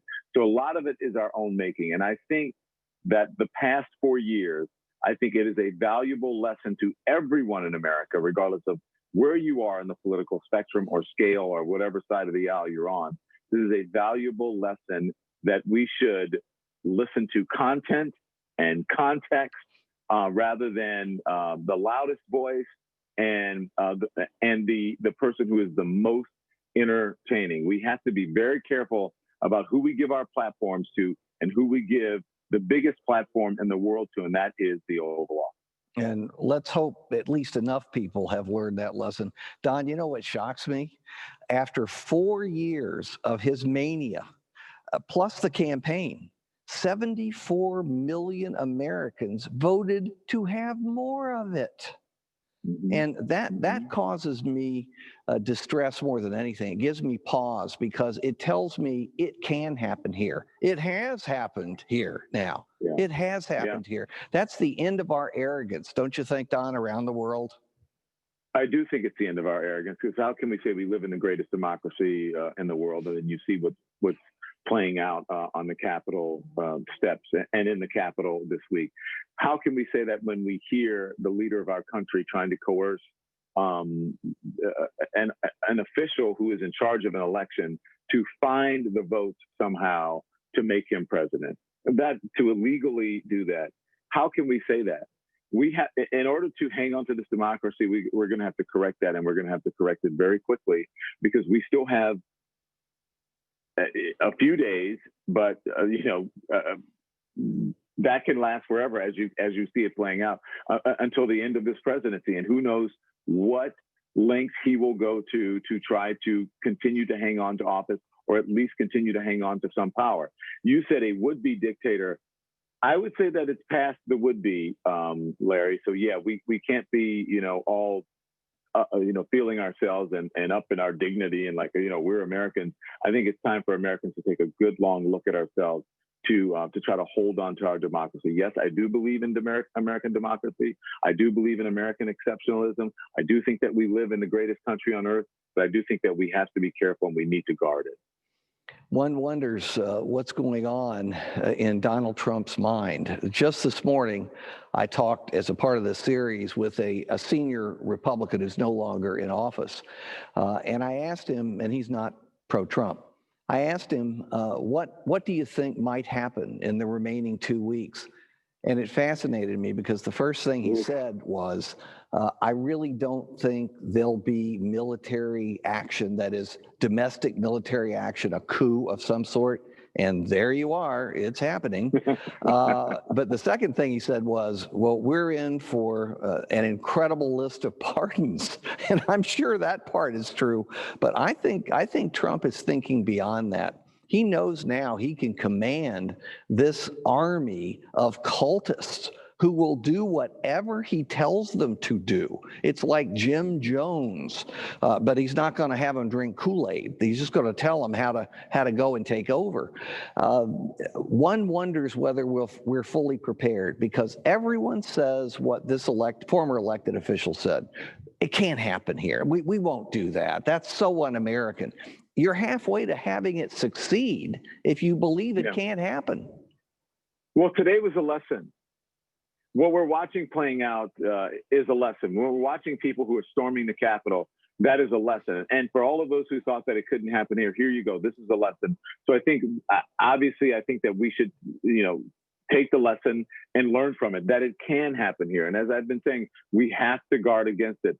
It is not too late. I don't believe it is too late, but we have to be on our guard these final days of the Trump presidency. Yes, Larry, he does have this army of folks who will believe anything he says. They are out there, but I think they can be managed, and Trump can be managed. And I think it's incumbent upon the media not to give him so much oxygen. It doesn't mean that we shouldn't report on what he does, because he will be a former president. And some of what he does will matter. But I don't think that we have to be concerned about every tweet and everything that he says and what Donald Trump cares about this. I think the more you starve him of oxygen, the less relevant he will become, the smaller his platform will be, and he will continue, I believe, to speak to an echo chamber of people and a dwindling echo chamber, I believe. I believe that those folks will dwindle in numbers once they realize that the country can be better without him. And I thought, Larry, that last night people would realize, after what happened in Georgia with the Senate election, that people would realize that it's all smoke and mirrors, that he has no more real power, that he can't even get two incumbent senators who followed his every word and did everything he said to win in a ruby red state. He has no real power. He's like the Wizard of Oz. He's a man behind the curtain with no real power. Don, I hope you can. No real political power. Political power, exactly. There's his family. That's also worrisome because if he doesn't run, probably he'll have one of the kids run in 2024. But to me, Don, I hope you can sell your colleagues on this, not so much at CNN, but call out people at the other networks who treat him, as some of them will, as still president or as the future president come 2024. This is a cancer on our body politic, and we have got to excise it. We have to exercise discipline in doing it, and that means let his tweets go to his followers unless he's calling for illegal activity or disturbances or riots. Ignore them. Ignore them. Don't bring them to the attention of other people. And for the Trump people that you bring on the show, you're careful about that and you shut them up when they lie. But that isn't done on a lot of TV shows. They shouldn't be brought on, but if they are, perhaps it would be a good idea to adopt the technique of the second presidential debate. After Donald Trump misused the first debate and interrupted every word that Joe Biden said, they said, we're going to cut off the microphone if needed, even if it's a president of the United States. Well, I think that's a great opportunity on TV. Or would that work? You're there. You know whether it would work.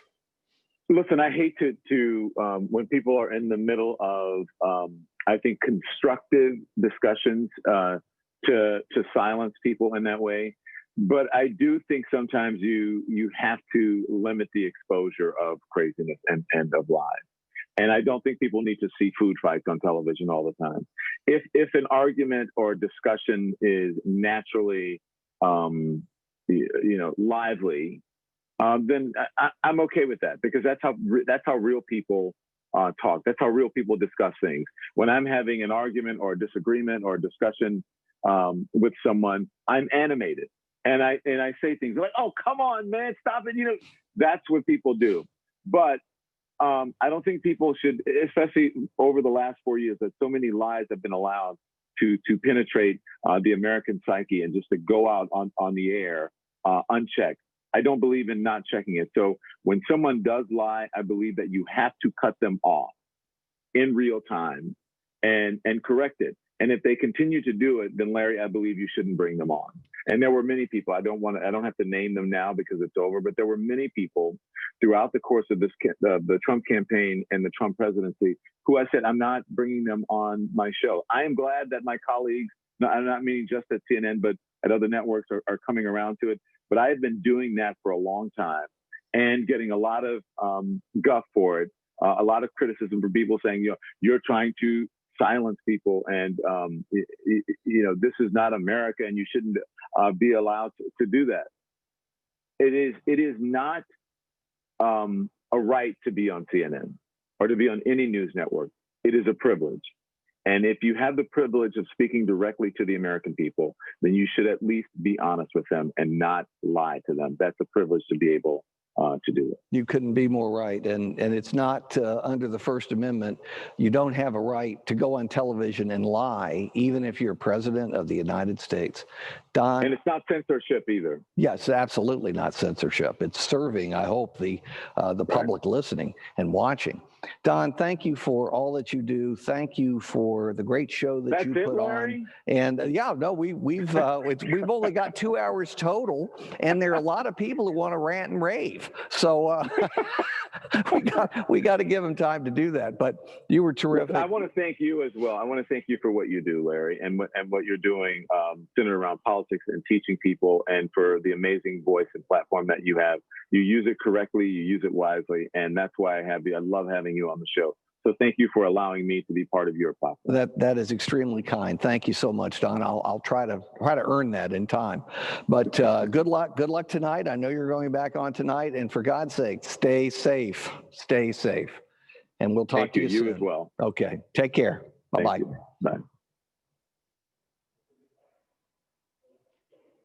All right, that was a great time with Don Lemon, and we have another great Washington journalist coming on with us in just a second. We're going to be running over a little bit. We have been putting this together on the fly, and some people that we had hoped to talk to have in fact gotten in touch with us. So we hope you'll stay with us. And now I'm just delighted, right from, I guess, the White House press room. This particular journalist owns it. Everyone knows they have to pay him rent. He is ABC's chief White House correspondent during the Trump years at the White House. He's the author of a great book, which if you listen to this segment, you are required to buy. It's mandatory reading, required reading, Front Row at the Trump Show. And it's actually a great book. It was a good read, and I think you'll enjoy it. But that's not why I'm having John on. John is the father of Anna Carl, and you guessed it, she's a UVA student and a loyal devotee of the Center for Politics. And she highly recommended you, John. That's why you're here, okay? She's tough to please, so that's big. Yeah, that's no, big. it is big. Well, she doesn't say it to you directly, but she's told us good things.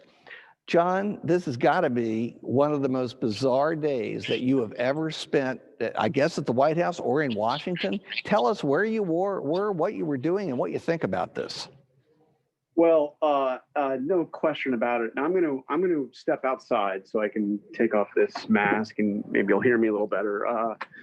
I have to tell you, this day at times had me on the verge of tears watching what was going on, watching the president come out this morning and talk to a raucous group of supporters, diehard supporters, and say that he would never concede, and urging them to march up Pennsylvania Avenue and to go to the Capitol to protest his own vice president, Mike Pence, who he slammed 3 times in that speech this morning. And even to say that he was going to hint that he was going to join them. He was going to join folks on the, going up to the Capitol to say, we cannot be weak. You don't take your country back by being weak. And, watching those people with Trump flags, and far more blue Trump flags than American flags, bursting through the police lines and into the Capitol building, a place that I know, Larry, you've spent a lot of time. I've spent a lot of time. It's the symbol of American democracy. It's the center of American democracy. Barging in, taking over the Senate chamber. It's one of the images that just blew me away. It was one of these rioters going in to Nancy Pelosi's office and putting his feet on her desk. Incredible. I mean, another person coming through with a large American flag right by a painting of Senator Calhoun. The painting that's right off the Senate floor. With a Confederate flag. Absolutely shocking images and a horrifying day. John, that was horrible. Just to hear you describe it, to have one of those awful people with their feet up on Nancy Pelosi's desk. I know that you have sources in and around the Secret Service, and I've had the opportunity to talk with a couple of people who have knowledge of what's planned. And there is not confidence in the White House that he will leave on time. And apparently, there are contingency plans for getting him out of the White House. Can you tell us anything about that, or is that proprietary? Can you hear me? I can hear you. Yes. Go. Yep. Peter? Larry? Yes. I lost you there for a second. Are you there? Yeah, I'm right here, John. Right here. Okay, great. Yeah. You were saying about what's going to happen next, and I heard you say that whether or not there is confidence, and then you went out. Confidence that he remains another 14 days, the president of the United States? That too, I think we want to discuss. But what I've heard is there is a contingency plan by the appropriate authorities to get him out physically, and anybody else who's there, his family and friends and staffers who remain in the White House after noon on January 20th. I don't know whether that's actually going to happen, but they actually have to have a contingency plan for it. Have you heard anything along those lines? I mean, I haven't heard what is going to take place, but I've heard a lot of concern about how it is going to unfold, and who is going to be left here. I mean, I just spoke to one of his real allies, who's still talking to him. We talked to him today, had a very angry conversation with him today, and you know, about whether or not he can actually serve out the rest of this term and the 25th Amendment. These are real discussions among people that are close to him. They say that he has lost his mind, and they don't mean that as a figure of speech anymore. You know, it's hard to imagine what that day, you know, assuming he gets there, what that day of January 20th looks like, and what that passing of the baton looks like. As you know, with the exceptions, very few exceptions, Andrew Johnson, John Adams, very few exceptions, we've had a choreography that has worked out from one outgoing president to one incoming president. That's obviously not happening. Well, hey, John and Larry, it's Phil Murphy. Can you hear me? Governor Phil Murphy of New Jersey has joined us. He wants to take issue with John Karl. Yeah, well, Murphy tends to do that from time to time, you know, Governor. Hey, I apologize. I've got a very narrow window. I don't take any issue with you, Larry, or John, or my dear friend Peter Kiernan. But and I apologize. I've only got a couple of minutes here. But I assume you want a reaction to today and where we go from here. Is that fair to say? I'd like to hear it, and I'm sure John would too. Thank you, Governor, for joining us. Listen, one of the darkest days, I would say, in our country's history. We'll start with that. Completely unacceptable. From the New Jersey perspective, I spoke with Mayor Bowser probably 3 hours ago at this point, maybe a little bit longer. And we're sending 50 New Jersey state troopers, and I offer to send our National Guard if she needs it. And we did this at her request, and she was very grateful for that. I'm not smart enough to know where this goes from here. I'm very happy to see that both chambers are reconvening tonight as a statement that democracy does not wilt in the face of folks who are trying to do something as untoward as they attempted to do today. That's a good thing.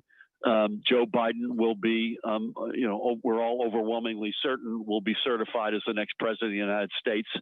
I don't know where the next 14 days go. I know there's lots of discussion and rumors, and as I think John was saying, real contingency plans that are not abstract anymore. So I'm not. That's above my pay grade. But I'm going to put aside folks who are unlawful and just who do unspeakable things. You still have 74 million folks plus who voted for the president, and there are tens of millions of them who are good people who are screaming out for help, screaming out for leadership, screaming out. I would bet overwhelmingly for kitchen table stuff, jobs, education, healthcare, their shot at whatever their slice of the American dream might be. And I think that's the big challenge, and I think it's the big opportunity. And I don't say that as a Democrat. I say that I do think that's the case for Democrats, but I say it as an American. I think in that scenario you could not have a better person coming in if you went to central casting for a president who has spent decades literally. Governor, we're losing. Have a better guy coming in. Yeah. Hey, Governor, let me ask you something real quick here before you go. Do you believe that based on what you saw today, perhaps the president is guilty of inciting a riot? And of course, there are charges about loads of other things. Do you believe the former president, should be prosecuted for any of those crimes? Above my pay grade. His leadership today, what happened today is unspeakable, completely unspeakable and unacceptable. This is on his hands, on his watch, on his. Well, we got the gist of that. Governor, if you can hear me, thank you so much for joining us here. Please give my regards to your wife and to your daughter. And we'll talk at greater length some other time. And thanks for making time for us. Is John still on? John Carl? Yeah. Hey, Larry. Yeah. I'm still here, but I'm walking over to the North Lawn camera position because we're about to go live back on the ABC network with our continuing coverage of this. Well, look, what's more important, John, being with me or being in front of millions, in a national audience? It's a close call. You gave the right answer, John. You gave the right answer. No, look, I know you got to do it. It's great of you to do this. You were taking calls about critical matters, and you fit us in. So thank you very much for that. We want to have you back to the university, whether we have a democracy or a dictatorship. Whatever works out, we'll have you back, assuming travel is permitted. Maybe we can get you a visitor's pass. But anyway, what an incredible day. I thought the Georgia runoffs would be the big story, but boy, in the Trump era, you never know what's coming in the next hour. Yeah, unbelievable. Well, let's talk again soon, Larry. Always great to talk to you. Thank you, John. Take care of yourself. Take care. All right, bye-bye. Bye-bye. All right. And now, if I'm guessing correctly, and we appreciate John coming on, we appreciate Governor Murphy of New Jersey coming on. These things are kind of unplanned, but I know that many of my former students will enjoy it. But my last guest, and the last shall be first, has been in the news media quite a bit since the election. He's the former director of cybersecurity with the Department of Homeland Security. He is also a UVA graduate, class of 1999, a former student of mine. I've claimed you a million times, Chris, and I know you learned everything that you needed to know about cybersecurity in American Politics 101 in the latter part of that great decade. But Chris, just to start off, before I ask you questions, I want you to know how proud we are of you and the way you handled this. It's not easy to be fired by the President of the United States after you've done a fantastic job that everybody's acknowledged, and then you read about it either in a news story or on Twitter or something. But you won a lot of friends and admirers. They may not have known what you were doing. They should have. We all should have known what you were doing. We didn't, but now we do. We have a better idea of what you and your team were doing to protect our elections. So we thank you for that. We're delighted you're a UVA grad, and wahoo wah, you have to say that now live. Wahoo wah, go ahead. Larry, wahoo wah, I was wearing the hat. Okay, well, the hat plus wahoo wah. All right, well, let me ask you a couple questions here, Chris. I know it's late at night, but all the great wahoos are on here. I was listening to well, let me first ask you about what happened today. Was this a failure of intelligence? Because yesterday, I just want you to know this, yesterday a congressman sent me some incredibly disturbing excerpts of what were on some of the private channels, saying they were going to do exactly what they did today, except they had planned to kill a lot more people. Now, maybe law enforcement had all of this, I don't know, but boy, we sure didn't see a lot of people prepared, officers prepared on the Capitol Hill lawn. What happened?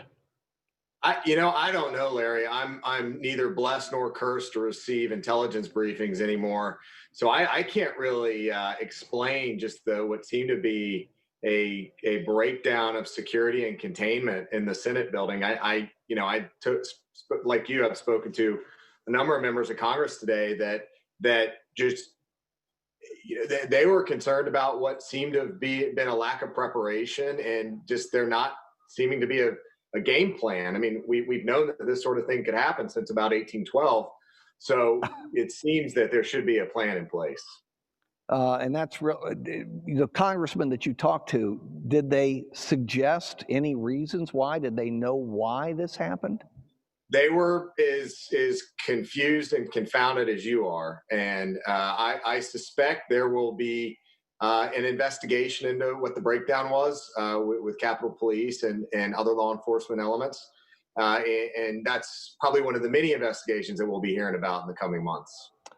Well, Chris, let's get back to your story in the election, because I think it's very important. And you may have seen Meet the Press on Sunday. Senator Ron Johnson said something that I found either interesting or dead wrong. He said you testified at his committee that there might have been some voter fraud because some machines were connected to the internet, and you said, oh, it was the most secure election. But in our hearing, said Senator Johnson, he actually admitted he wasn't talking about potential fraud. He was just looking at hacking. He also admitted that some of these election tabulation machines are hooked up to the internet. What's the truth? What actually happened? Because I don't believe his version. That was, I've testified a lot, particularly in front of that committee, Senate Homeland Security. And that was a marathon hearing by my experience, over 3 hours.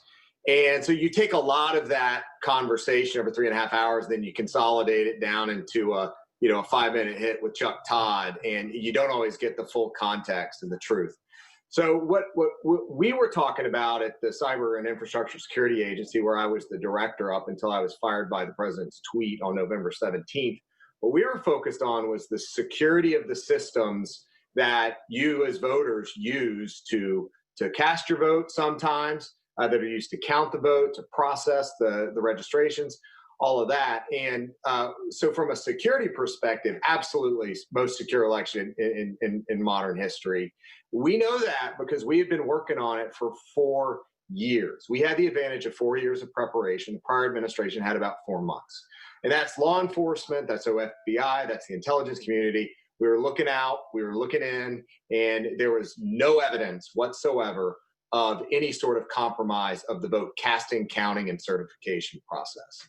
Now, what we did was issue on November 12th a statement of a host of folks that were involved in the vote administration, the election administration process.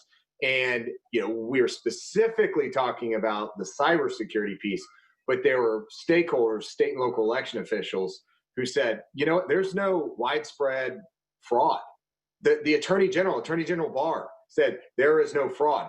The courts, and I don't want to hear any of this garbage about, it was all these are technical claims that issues that these cases are dismissed on. Wisconsin, Pennsylvania, and Georgia federal courts assessed on the merits of some of these cases, like Lynn Wood's case down in Georgia, and dismissed on the merits. There was no widespread fraud in this election. If you don't believe me, if you don't like me, I don't care. This was a secure election. There was no widespread fraud. What is happening right now is an absolute miscarriage of democracy. And I hope that when they get back in that chamber and cast their votes to support the certification of the election, that there is not a single objector, because if there is, there has to be a reckoning. Well, you're absolutely right. They would start with a measure of censure against President Trump. That would be a good start. I'd extend it to members of the Sedition Caucus in the Senate and the House, but I'm not a member of Congress. This Russian hack, this gigantic Russian hack, can you tell us any more about it? And was there any piece of it that affected elections? So I think I tweeted about that almost day one of the hack coming out in the public. The reason we know that there was no intersection of this election, of this hack with the election systems, is because we have the paper ballots, we have the receipts. And even if the Russians were able to get into any sort of election systems, when you vote on a piece of paper and you count it 3 times like you did in Georgia, including manual hand recounts, that's how you know that the vote was secure. So a secure election, what we are talking about is we know it's secure because we have the paper. Well, so no, go ahead. But more broadly on this hack, I mean, the Russians are very, very good. It's very sophisticated. They're capable. They're quiet. They're patient. And they are diligent, and they worked at it, and they were successful here. And now, how do we root them out, and then how do we make sure it never happens again? And that's going to be the challenge of the Biden administration. Have you had any indications that they want to work with you, or they want you to work with them? So I've had a number of conversations with both folks on the Hill, and I've got a bunch of friends in the transition. And for me, I've always believed that each administration needs to choose their own folks and not be necessarily saddled or burdened with the prior administration. So I was going to be resigning anyway. It happened on January 20th. And then if they had asked me to stick around, I'd have to consider it. But, I've been fortunate that, when I came in March of 2017, I promised my wife that I would only be in for 18 months. And 3.5 years later, there I am, still doing the job. And so I've just had an incredible support network. My parents, my dad's a Wahoo. I got uncles and my brother and aunts and all that. So in fact, I'm third generation UVA. So, we keep it in the family. Wahoo wah, wahoo wah, wahoo wah. That's great. Triple who, Right. triple who in the family. Right. And you've got 5 kids, don't you? I have a whole mess of kids. Yeah. But you're not sure of the number? I last time I counted, I still had 5. Okay, yep. Terrific. Well, it's amazing that you were able to do everything that you did do and do such a fantastic job. And I was thrilled to see that 60 Minutes in particular highlighted all the good things that you did to improve the election system. Normally 60 Minutes is tough. I don't know how you calmed them down. They can, Leslie Stahl was it Leslie Stahl that interviewed you? No, Scott Pelley. Oh, Scott Pelley. Okay, well, he's even meaner, and he did a terrific job and praised you as you should have been praised.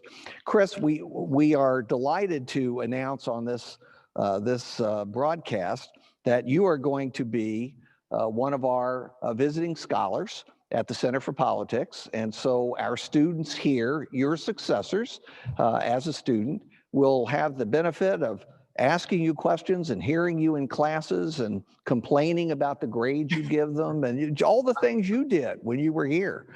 But yeah, I'm sure they're better students than I was, Larry, but I'm looking forward to it. Well, you majored in environmental sciences. See, that was the mistake you made. It should have been politics, but you've lived and you've learned and you've come back to politics, and I'm thrilled about that.